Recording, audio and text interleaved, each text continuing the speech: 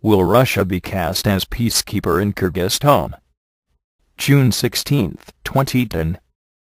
Kyrgyzstan's interim leader, Roza Otunbayeva, has taken the desperate step of requesting Russian military intervention to quell the violent civil conflict in southern Kyrgyzstan. She presented that request to Russian President Dmitry Medvedev by telephone and letter on June 11, to Prime Minister Vladimir Putin by telephone also on June 11, and repeated the request in a follow-up call to Medvedev on June 13. Interfax, June 12, 14. The official communiques cite Otunbayeva as using the term third-party force, implying either Russian or Russian-led Collective Security Treaty Organization CSTO peacekeeping troops. Otunbayeva, a US-friendly politician, had appealed to Washington on June 10 for urgent dispatch of crowd control equipment. Washington, however, sidestepped the request as unofficial, announcing instead that it would work with Russia to deal with the situation. Foreign policy, June 14. Washington's all-but-exclusive concern in Kyrgyzstan is the retention of the Manazar base, which Moscow uses as a bargaining chip in Russia-US relations. Moscow's initial response to the request for troops was cautious. Kazakhstan has already signaled that it opposes military intervention. Uzbekistan and Belarus can also be expected to oppose it within the CSTO, citing the organization's founding documents which only authorize a response to external attacks. Russia would have to act without a multilateral cover should it decide to intervene. The provisional government in Bishkek, lacking formal legitimacy, is not authorized to solicit any external military intervention. Such political complications, on top of the operational challenges, discourage a Russian military intervention in Kyrgyzstan. In the West, meanwhile, one major editorial page became the first to recommend Russian military intervention in Kyrgyzstan under a CSTO flag, and with their mandate. Financial Times, June 15. Russia airlifted a paratroop battalion drawn from the 31st Air Assault Brigade to the Russian air base at Kent in Kyrgyzstan's north on June 13, the second reinforcement after the airlifting of two extra paratroop companies in April to Kent. The paratroopers are drawn from the Ulyanovsk-based division, which Russia had earlier this year allocated specifically to CSTO peacekeeping troops. On June 14, those Russian troops were on standby at Kent for possible deployment to Kyrgyzstan south.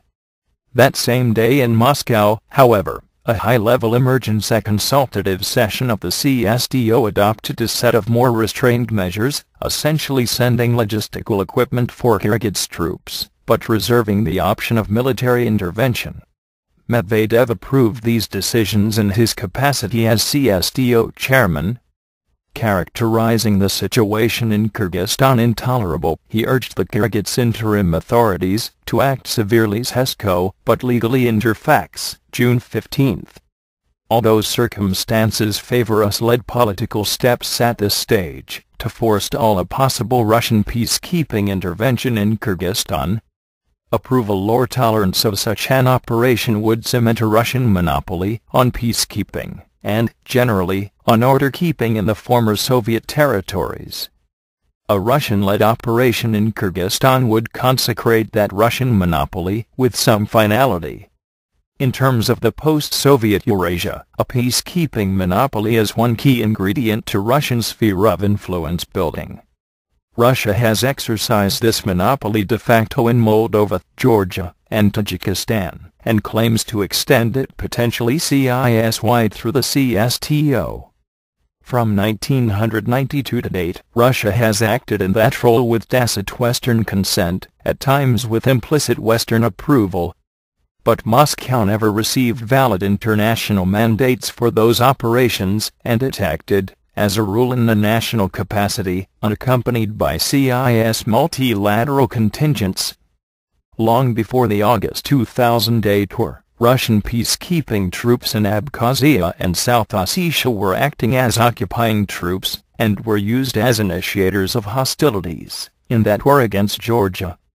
They only lost their peacekeeping status when Russia ended those two conflicts through unilateral recognition of the two territories. Should Russia, in the wake of those events, nevertheless be cast once again in the peacekeeper's role, this time in Kyrgyzstan, it would almost explicitly signify Western acceptance of Russian sphere of order and influence. Thus retention of the man as base, following consent to a Russian intervention, would strengthen the perception of a trade-off, reflecting the absolute US priority at this stage. Man as, however, is a temporary phenomenon for the duration of the Afghanistan operation, whereas granting Russia title to enforcement action and is feared to go with it would entail long-term consequences. The European Union and NATO are not expected to play direct roles in pacifying Kyrgyzstan.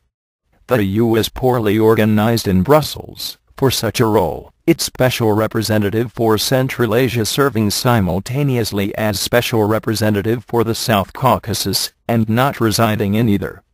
France imposed this dysfunctional arrangement for its representative in 2008 temporarily, but it continues.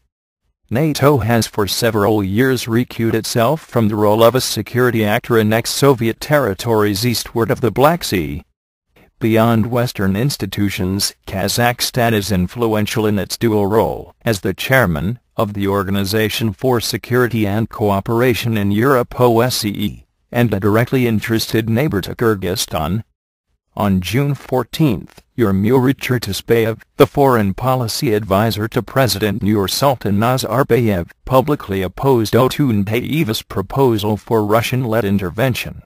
Reflecting Nazarbayev's position, Chertesbayev urged the Kyrgyz authorities and contending groups to resolve the country's problems internally, without involving any external forces. Astana would reconsider the issue in 2 weeks' time, and only approve a pacification operation if the Kyrgyz state ceases to exist as a sovereign state. Interfax, June 14. Source: www.jamestown.org. Weblink